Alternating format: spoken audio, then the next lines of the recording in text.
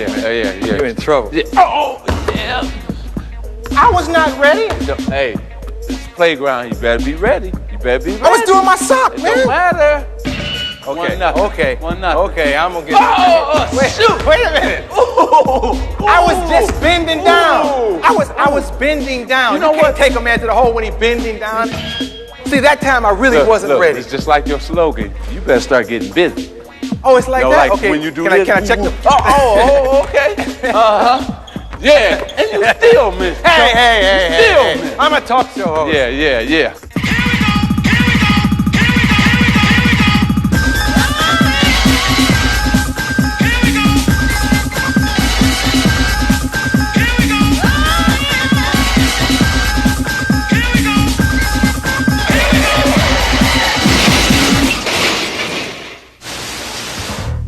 You know, when you first announced that you had tested HIV positive, a lot of people probably thought you couldn't play ball anymore. Check this out.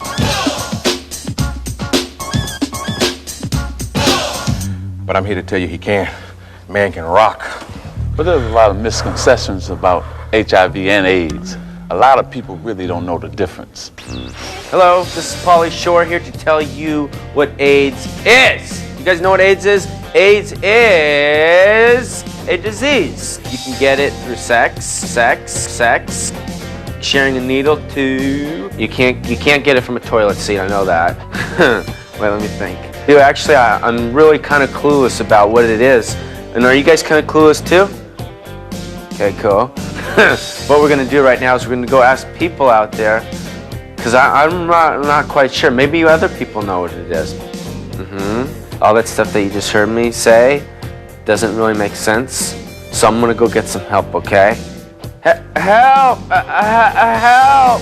Do you know what AIDS is? I know that it's a virus. It's immune rate. Well, I know it's a disease that attacks the immune system. Efficiency. Okay. Disease system, right? Where'd she go? Oh, wait, come here. Wait, come back. A disease that affects your immune system. It's a sexually transmitted disease, and you can get it from someone that has AIDS through sex, unprotected sex. We got her cornered somewhere. do you know, have you heard of AIDS before? Can you get it sitting on a toilet seat or something like that? No. And what about like saliva if you kiss someone? No. Okay, can I have a kiss? Oh, sorry. I actually didn't think that most people would know what it is, but most people are kind of on top of it, which is actually surprising. Are you guys on top of it? Do you know what it is? Be very aware of what it is. Okay, help me break it down. Now, what's the difference in HIV and AIDS? I know AIDS stands for Acquired Immunodeficiency Syndrome. It's a name given to certain groups of illnesses that are all related to the HIV infection. Now, HIV stands for the Human Immunodeficiency Virus, right? Right. Okay. They're big words, but they're easy to understand. HIV enters the bloodstream through direct contact with infected bodily fluids, mainly blood, semen, vaginal fluids. The virus causes the body's immune system, which ordinarily fights off diseases and infections, to break down, which can lead to AIDS. AIDS is the sixth leading cause of death among 15 to 24-year-olds in this country. Unprotected sex is a dangerous game. Think about it. Did you roll it? Yep. Contents under pressure, I just might blow. Contents under pressure, I just might blow. Contents under pressure, I just might blow. I'm not ready for the wild thing. Staring in the mirror, and what do I see? Drops and drops of sweat pouring down on me. The pressure. Leave the school think I'm kinda screwy, cause I passed up on the school doorknob. Something about rejection, it really turns her on. And Judy is like Hawkins, but she won't leave me alone. My buddy say, Yo, we gonna bust it out, dude. cause making it with Judy gives you clown. But Jay's not a jerk, even though she is a teaser. I'm not about to treat a female like a skeezer. If I step to her and do her, they will all stop the teaser. But principles be more than straight up skeezer. Contents under pressure, I just might blow. Contents under pressure, I just might blow. Contents under pressure, I just might blow. I'm not ready for the wild thing. Contents under pressure, I just might blow. Contents under pressure, I just might blow. Contents under pressure, I just might blow. I'm not ready for the wild thing.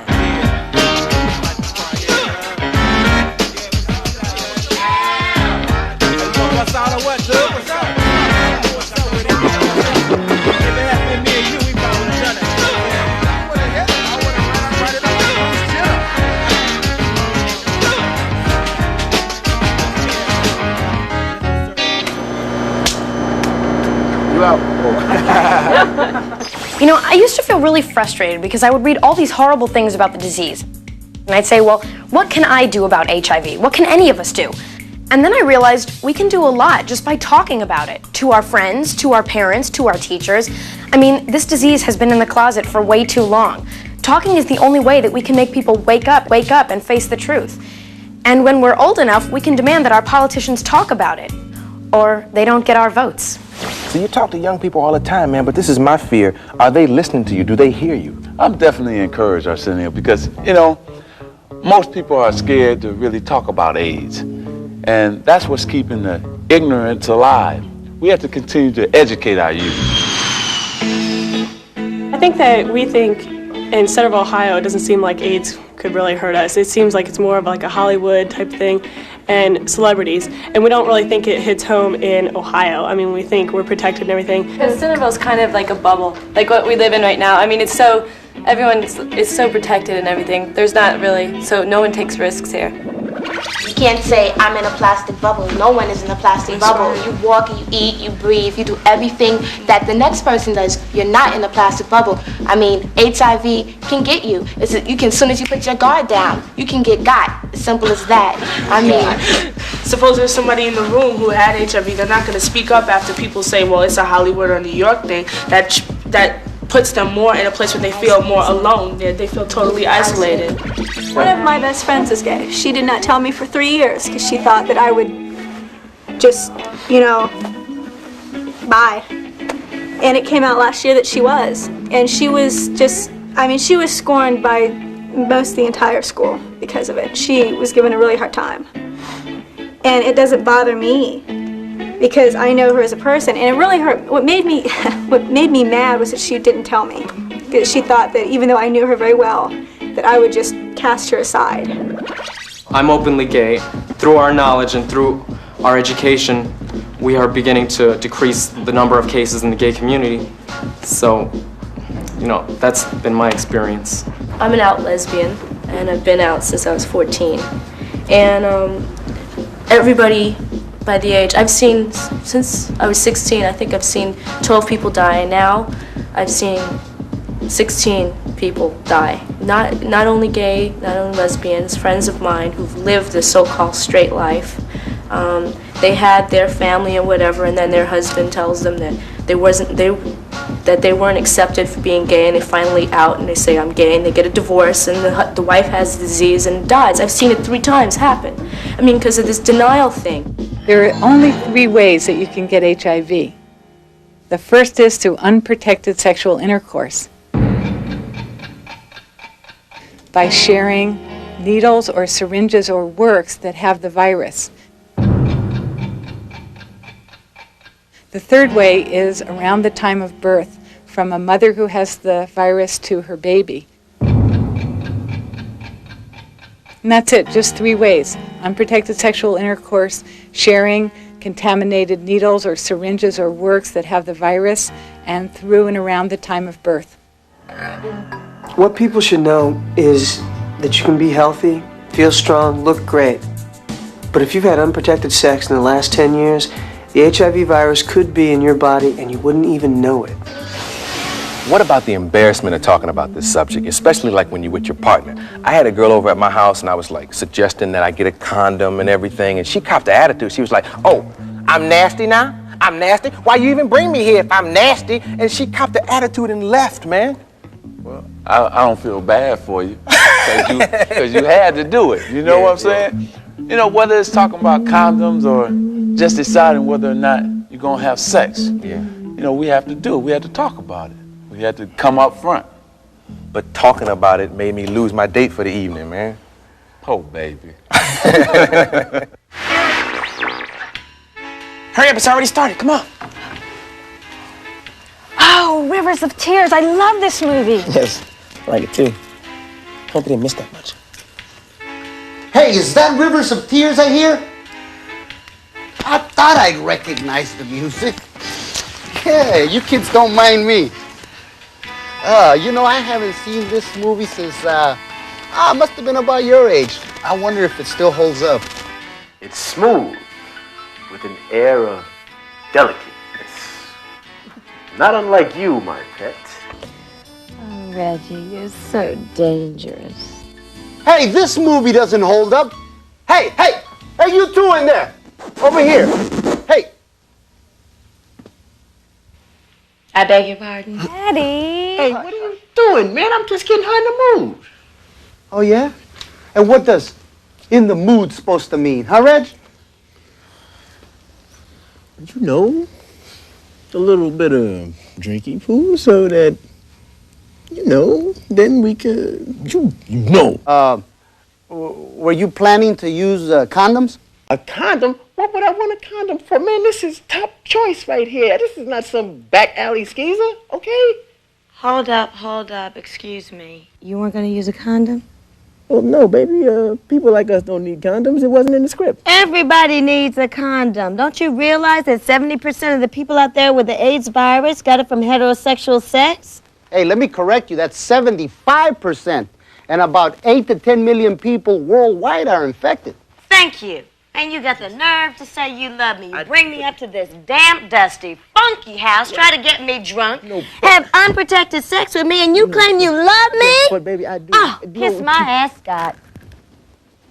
Baby, I got condoms. I got plenty of condoms. I wear one all the time. I wear them to the store, to swimming, whatever you want. You see what you did, man? You just ruined what could have been a very happy ending. Trust me, if you weren't planning on using a condom, this could have been a very unhappy ending. I can't take this anymore. I'm out of here. Thank you. Oh, yeah? While you're out, get some condoms, fool. Go to Thrifty's. They got a sale. And get the expensive kind. Would you get the latex? Stay away from the lambskin. And it wouldn't hurt if you got some spermicide. All right? Get Naloxone 9. That's the best.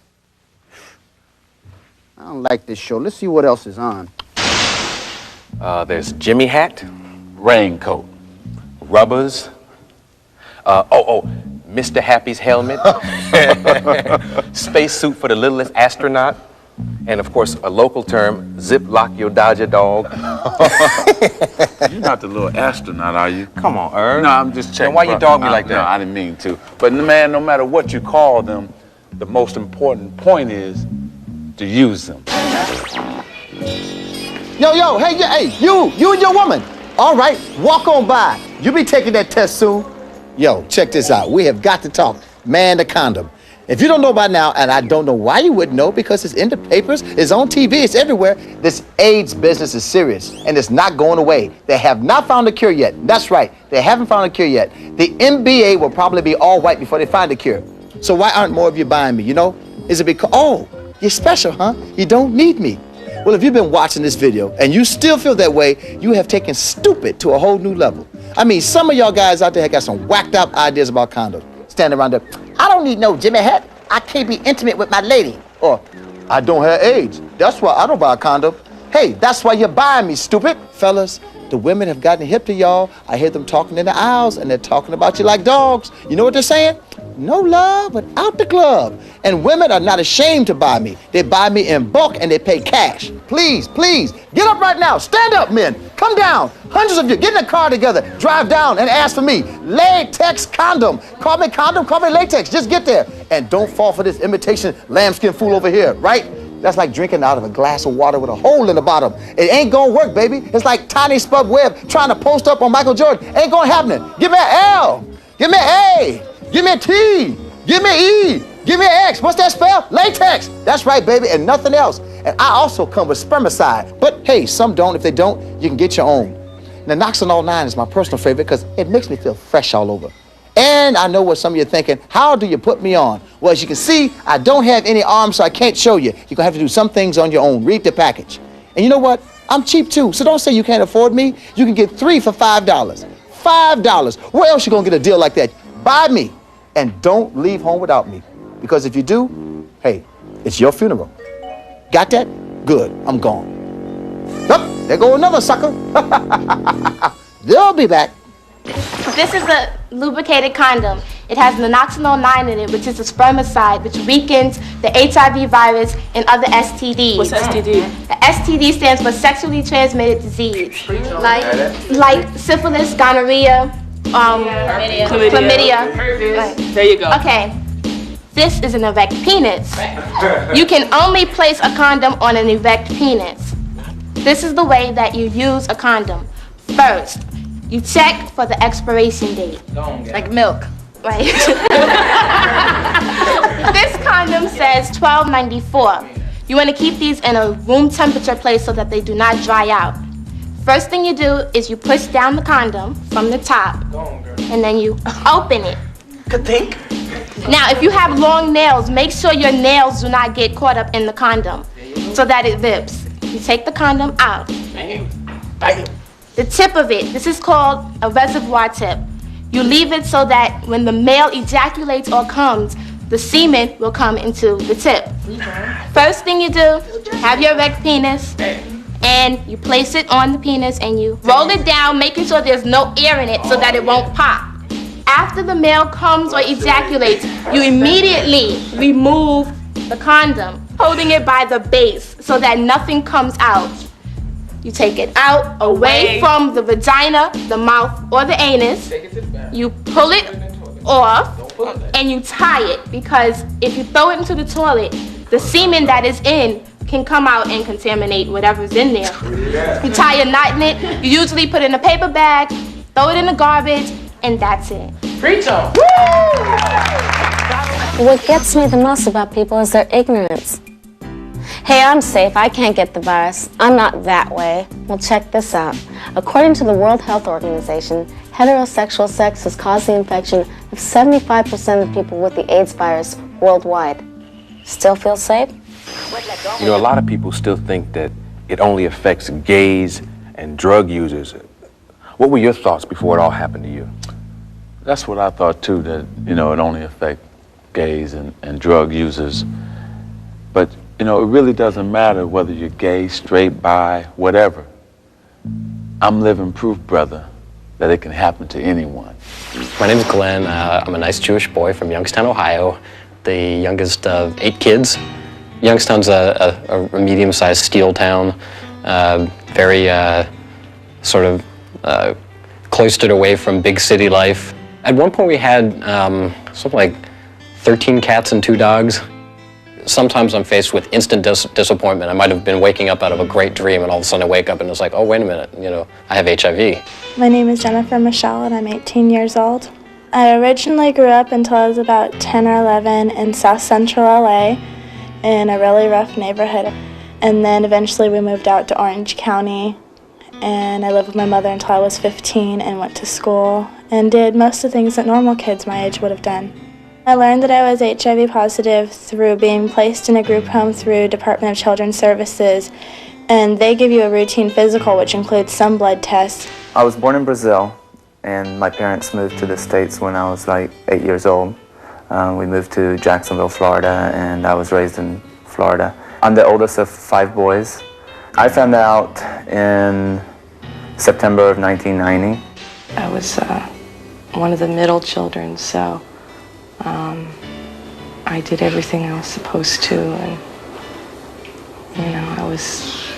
my mom said I was very compliant until I turned 14. Then I discovered that I was popular, and so I had lots of friends, and we went to parties, and had lots of boyfriends. I started lying to my mom about where I was going, who I was with. My name is Tanya Shaw. I'm 25, mother of 2 little girls. When I first found out, I thought it was the worst thing that could ever have happened to me, and I spent the whole weekend crying and trying to sort it out and stuff. And I was real glad that I was with my lover at the time, who we both had tested together, and he tested negative and I tested positive, and he was very supportive. He didn't say, well, goodbye now because you're positive. I was sitting in a room in the doctor's office, and I still didn't know what it was for. And then he just straight came out and told me, well, I have some really bad news for you. You're HIV positive. And at that time, I didn't even know what that meant. And then he told me that it's a virus and that it's lethal. And that was all the information that I was given at that time, and that it would turn into AIDS.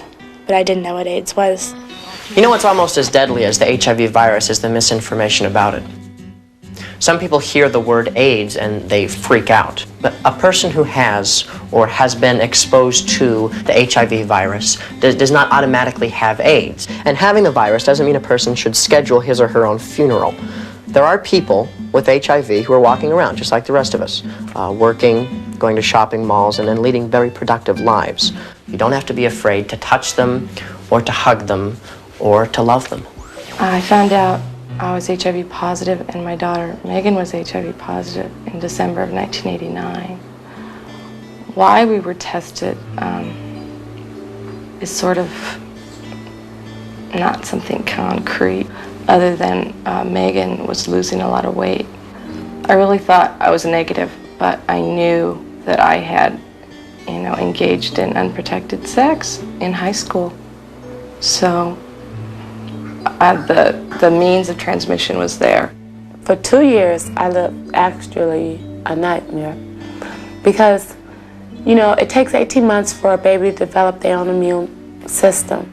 So once I was told I was, HIV positive, and the symptoms, every time the 2-year-old sneezed or whistled or sweated, I'm like running to the emergency room because I'm thinking, okay, she has it. Megan was 15 months old, and I was hysterical because I found out, at the same time that she was infected. And I fell apart because of her, because, I just kept saying, my baby, over and over again. They've seen the best doctors. He says she's in perfectly good health. She's developed her own immune system. The 7-year-old, she's in good health. So I'm grateful. I'm constantly on pain pills. And, I can't play with my daughter. I can't take her to the park. If I take her to the park, I can sit there, but I can't push her on the swing or climb all over the jungle gym with her or anything like that. There's a 1 in 3 chance that your baby would be infected. Why is Megan infected? You just feel really unlucky. I take full responsibility for the choices I made when I was a teenager, and I don't blame the person who infected me. I was there too. The doctors say if I don't take care of myself, I have less than a year. But that's the doctors. But Jesus is telling me different. I might make it to my daughter's 6th grade graduation. Are people treating you differently now?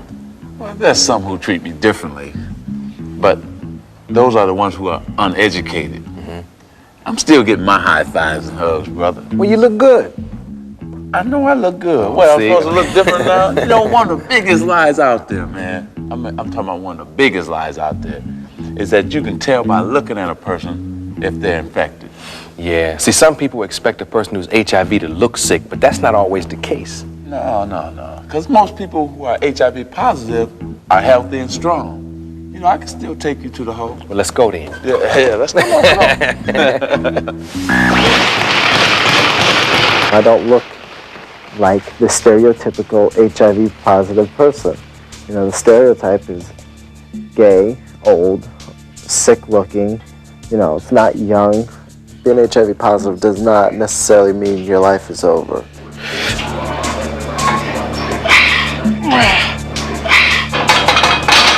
I need to take care of myself. By eating right, exercising, and all these things, I can maintain a healthy lifestyle and live long. I had given blood at high school, and the Red Cross basically sent back a letter saying I needed to be retested. And I did, and it came back positive. I was 18, and I was just like carefree, having a good old time, going to parties on weekends and partying with the women and, not caring about anything. Becoming HIV positive has definitely made me more responsible about my actions. I could start to see that, sitting around and doing nothing, smoking pot and drinking are going to get me nowhere. And I need to go out and I need to start to feel a little bit of self-esteem again.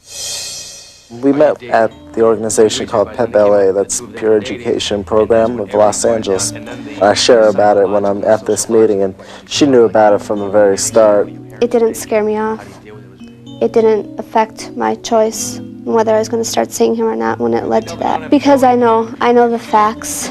I go around and I teach teenagers and adults, anybody who will listen to me, whether they'll listen to me or not. I tell them you can only get it if you put it specifically into your body through unprotected sex or sharing needles, and I don't do those things with Jason, those risky behaviors. We have sex, it's protected, and a lot of people get really weird about it. People ask me why I do it. People say, why go out with him? You know, why put yourself at risk? And I'm not. Why would I want to endanger my life? Why would I want to do something that would make me catch HIV? And I'm not doing anything that would make me catch it. Sure, a year ago I would have probably said that I'd never get involved with someone who's HIV positive, but then I met someone who's HIV positive and it didn't stop me. If people aren't supportive, then I'd appreciate it that they just keep it to themselves. I was away for like 3 days and I was really messing around. It kind of gave me a little clue as to how much I really love her, and so I bought her a ring. I was very happy, and I didn't hesitate at all. We have disagreements, but we work them out, we talk them out. We don't yell at each other or stomp out the door and hang up on each other and not talk to each other for days. I think she'd prefer the term argue. We debate. We debate, okay, we debate. I think we fight. I have fears, I have a lot of fears, and I just choose not to get carried away with them. My biggest fear, you know, is dying of this virus, and it tears me up, you know, when I think about some of the people that I've known who have died of this virus. It's an ugly disease, and it's an ugly thing to go through. In the beginning of our relationship, I did say all my fears about the future. You know, I just said, if anything happened to him, I'm the one who would be here dealing with the pain. Nowadays, I do educate and I do teach kids how not to get HIV. I tell them, you know, I give them the facts and I let them know that being HIV positive isn't the end of the world, and being HIV positive, you shouldn't fear anyone. You shouldn't fear anyone who is HIV positive. Because of my work as spokesperson for Narconon International, I've learned a lot about IV drug users. Drug users who inject drugs into their veins account for 25% of the AIDS cases in the United States. Even the tiniest amount of infected blood left in a syringe or needle can contain HIV, the live AIDS virus. So share friendship, ideas, and thoughts. Don't share needles, and don't share HIV. I read something that just blew my mind.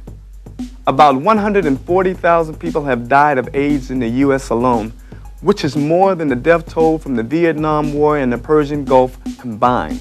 If you ask me, this country needs to put more money into a different kind of defense policy, and fast. I remember when I was in high school, man, the hardest thing to contend with when it comes to sex is peer pressure. I know. I remember I used to lie. Did you used to lie? I used to lie, man. Say I got some, I did this. You, same way. But see, the safest sex is no sex. And young people should feel it's okay to choose the option of waiting before they jump into having sex. Yeah, as corny as it sounds, it's cool to wait. Very cool, brother. We need to promote abstinence also, because there are some people who would choose not to have sex, because the reality is that you can do it with the condom could break. There's also that chance, that risk that you have to take with your life. And I think that's something important. A one-night stand isn't worth your life. I think that if you wait until you're married to have sex, then you're going to be the only one in the relationship waiting. Because most guys or men by the age of 18 are not virgins. I think it's a lot more embarrassing for a guy to say that they practice abstinence, but the risk is there just equally for guys as it is for girls. Well, personally, me, if after having sex you feel like guys aren't going to respect you, because if they hear about you or that you have, you know, and they think, well, let's see if we can get it from her. I've always wanted to stay a virgin until the day I got married, but it didn't work out that way. I mean, I have to be honest, I do get tempted, but it's not worth it. It's a life and death situation, and I'm not willing to take that risk anymore. Abstinence is definitely the best way, but I think people have to look at it logically that all people are not going to stop having sex. And the only way to solve a problem, I mean, like, you can't stop people from having sex. So you make it safer for people to have sex. I've taken a lot of stuff for it, but that's what I want to do, and that's the surefire way that I want to go, and not put myself at risk of getting AIDS and so on. So that's the only way. I mean, people make fun of me and stuff like that, but in the long run, I'll probably be the one without AIDS. It should be just about, respecting people's different ways of being. Some people want to be abstinent, that's their choice. If people want to have sex, that's their choice, And we should, start, having more respect for this, the way people live their lives, and giving them some support. What are we gonna do? Not to cancel, man. Getting cancel. So, not to cancel. Where the rappers at? Yo, man, we lost everybody. No shows. MC Dingbat, no show. Ice Cream, no show. We got Mallet's background singers here, but no Mallet. Mallet didn't show? I'll do the rap. Give me this.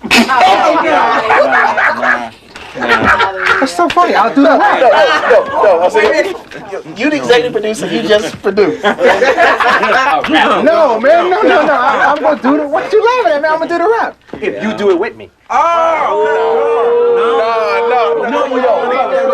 Laugh at that. I'm going first. Get ready. Y'all ready for this?